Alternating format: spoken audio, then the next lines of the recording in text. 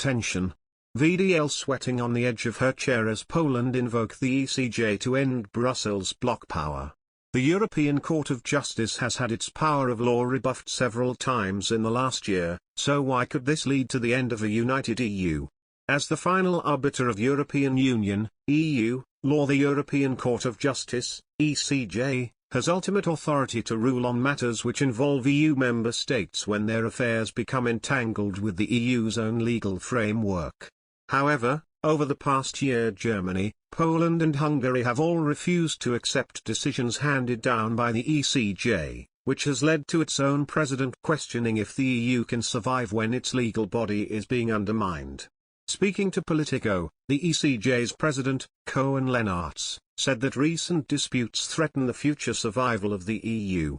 He said, "The authority of the Court of Justice and the primacy of EU law have been challenged in various member states, not only by politicians, but also by certain constitutional courts. This is an extremely serious situation that threatens the survival of the European project in its current form." Mr. Leenaerts added that while some founding members of the EU could make the argument that the EU's powers had evolved beyond what was originally envisaged, that newer members, such as Poland and Hungary, could not as they should have acknowledged the EU's laws before joining.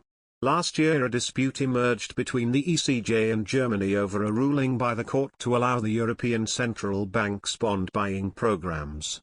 The programs are part of an ambitious set of plans from the EU aimed to help recover southern European economies hit hardest by the COVID pandemic.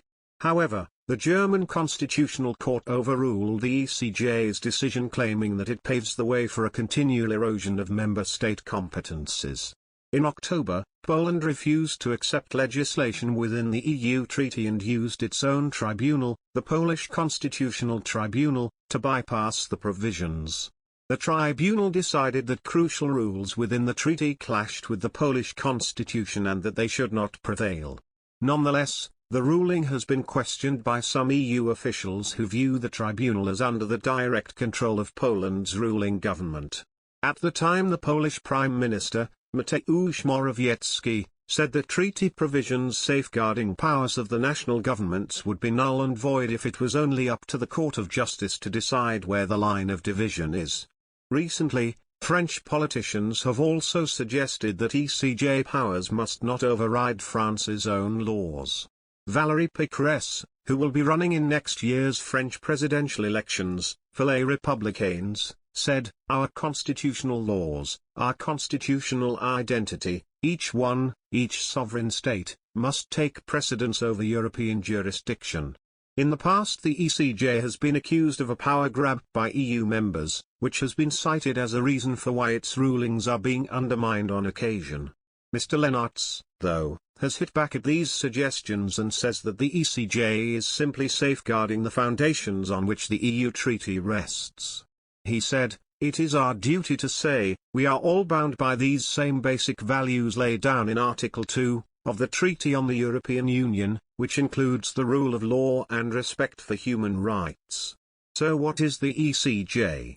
The ECJ is based in Luxembourg, where it oversees the correct application and implementation of EU law. Judges from all EU member states are represented within it. Cases from the national courts through the preliminary ruling system can be heard by the ECJ. This involves a national court referring a question on the interpretation of EU law to it. The ECJ decides the correct interpretation and sends the case back to the national court for a final decision.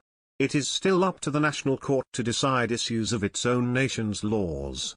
The European Commission can also take a case against an EU state to the General Court. These cases ask the court to decide whether the member state is in breach of its obligations to the EU.